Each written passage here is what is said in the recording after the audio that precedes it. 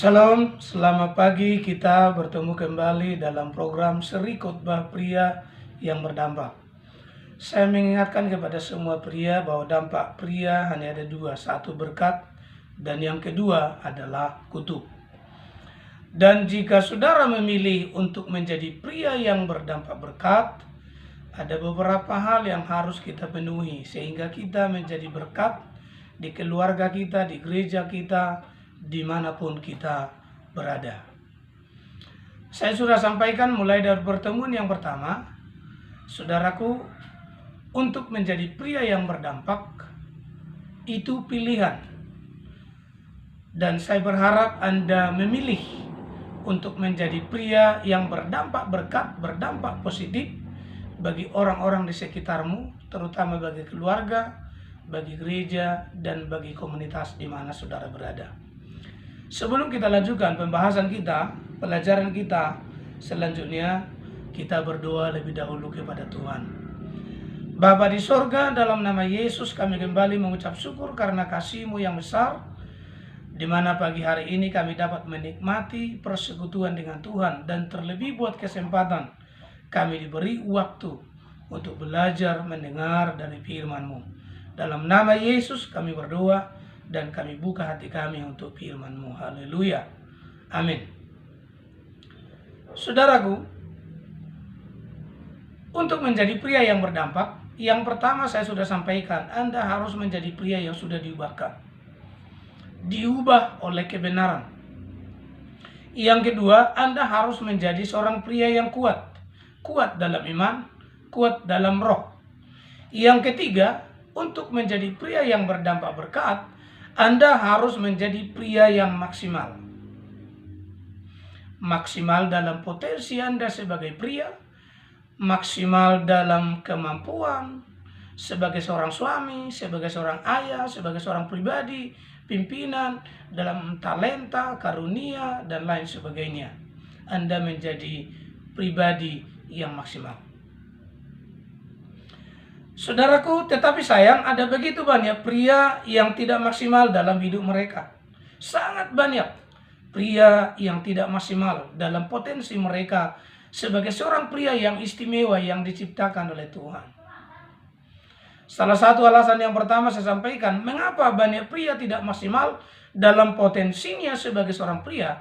Alasan yang pertama, karena dia berbuat jahat.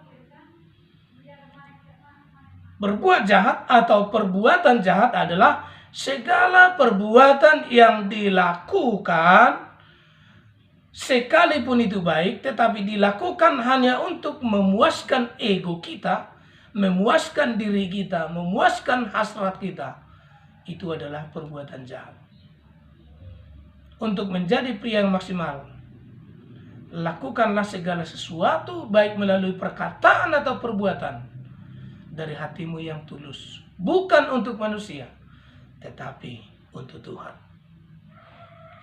Yang kedua, mengapa pria tidak maksimal? Penyebab yang kedua adalah karena pria menyembah berhala. Mungkin ada bertanya, saya tidak menyembah berhala Pak Pendeta, saya tidak pergi ke pohon-pohon, ke kuburan, dan lain sebagainya. Tapi berhala yang saya maksud itu berbeda, karena berhala sekarang sudah modern. Saudaraku, apa yang dimaksud dengan menyembah berhala? Penyembahan berhala adalah suatu sistem penilaian yang kita buat dalam pikiran kita. Apa yang kita buat lebih bernilai, lebih berharga, dan lebih penting melebihi Tuhan, itu adalah berhala. Itu makanya banyak anak-anak yang hancur, banyak istri yang tidak maksimal, anak-anak yang terlibat pergaulan bebas. Penyebabnya adalah karena seorang pria masih menyembah berhala. Apa itu berhala? Bisa hobi, bisa pekerjaan, bisa uang, bisa pelayanan, atau bisa apa saja. Apa yang Anda buat lebih penting melebihi Tuhan, itu adalah berhala. Dan hal itu akan menghancurkan keluarga saudara, istri, anak-anak saudara, karena berhala selalu meminta korban. Karena itu kalau saudara mau menjadi pria yang maksimal, berhentilah menyembah berhala. Poin yang ketiga, untuk menjadi pria yang maksimal, atau mengapa banyak pria tidak maksimal dalam potensinya sebagai pria, Yang ketiga, dalam 1 Korintus pasal 10 ayat 9, saya akan baca untuk kita menjadi renungan kita pada hari ini. Dikatakan demikian firman Tuhan. Dan janganlah kita mencobai Tuhan seperti yang dilakukan oleh beberapa orang dari mereka, sehingga mereka mati dipagut ular. Alasan yang ketiga, mengapa pria lemah? Karena pria mencobai Tuhan. Sekali lagi, mengapa pria tidak maksimal dalam potensinya sebagai seorang pria? Penyebabnya yang ketiga adalah karena pria mencobai Tuhan. Apa itu maksudnya mencobai Tuhan? Mencobai Tuhan adalah menuntut Tuhan melakukan sesuatu yang bertentangan dengan kodrat dan kehendaknya sebagai Tuhan. Sekali lagi, mencobai Tuhan itu artinya adalah menuntut Tuhan melakukan sesuatu yang bertentangan dengan kodrat dan kehendaknya sebagai Tuhan. Artinya kita memaksa Tuhan, kita memelintir tangan Tuhan untuk melakukan apa yang kita mau. Padahal apa yang kita mau itu bertentangan dengan kodrat Tuhan. Saudara, beberapa contoh saya buat. Misalnya begini, seorang pengusaha yang manipulatif, suka menipu. Tetapi pada hari Minggu dia berdoa, ya Tuhan, berkatilah usahaku. Itu namanya mencobai Tuhan. Karena dia, kodrat Allah, sudah pasti tidak suka dosa. Dia tidak berdosa. Tuhan itu kudus. Yang kedua, contoh yang kedua, seorang karyawan yang tidak becus bekerja, tidak bertanggung jawab, tidak mau memberi persepuluhannya kepada Tuhan, tetapi ia berdoa kepada Tuhan, ya Tuhan, berkatilah pekerjaanku, berkatilah keuanganku. Padahal dia tidak becus kerja, dia tidak bertanggung jawab, dia asal-asalan dalam pekerjaannya, persepuluhannya pun dia tidak berikan kepada Tuhan. Itu juga namanya mencobai Tuhan. Yang ketiga, contoh yang ketiga, sepasang anak muda berbohong saat bimbingan pranikah. Mereka berkata bahwa mereka belum melakukan hubungan seks. Mereka masih suci. Mereka berbohong kepada pendeta, padahal Tuhan itu maha tahu, dia tahu segalanya. Lalu ketika mereka berdoa, mereka berkata, Tuhan, berkatilah pernikahan yang kudus ini. Berkatilah pernikahan yang kudus dan suci ini. Padahal mereka sudah melakukan seks di luar nikah. Dan mereka berbohong atas perbuatan itu. Itu juga mencobai Tuhan.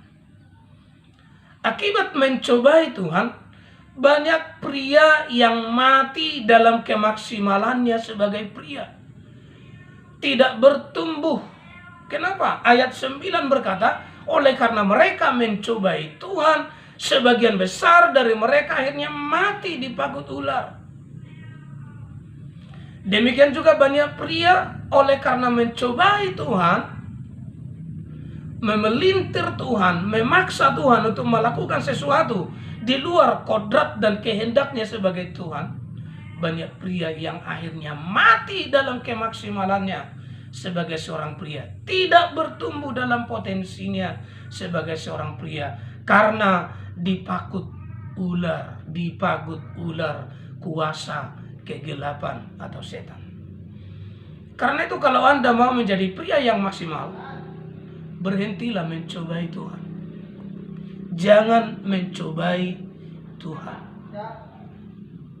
Sekali lagi, kalau Anda mau menjadi pria yang maksimal, berhentilah mencobai Tuhan. Serahkan hidupmu pada Tuhan. Izinkan Dia berkarya dalam hidupmu. Katakan, aku tahu dan aku percaya apa yang Tuhan sedang lakukan, apa yang Tuhan akan lakukan dalam hidupku adalah hal yang paling baik. Bersandar pada Tuhan itu jauh lebih baik daripada Anda memaksa Tuhan melakukan sesuatu yang di luar daripada kodrat dan kehendaknya sebagai Tuhan. Karena itu saudaraku, jangan mencobai Tuhan. Berhentilah mencobai Tuhan supaya kamu menjadi pria yang maksimal. Karena hanya dengan menjadi pria maksimal, engkau dapat menjadi pria yang berdampak berkat bagi keluargamu, bagi gerejamu, bagi orang-orang di sekitarmu, dimanapun engkau berada. Saudaraku, saya berharap poin yang ketiga ini memberkati kita semua. Sekali lagi, jangan mencobai Tuhan. Kiranya Tuhan Yesus memberkati sampai ketemu di poin yang keempat besok. Tuhan Yesus memberkati. Shalom.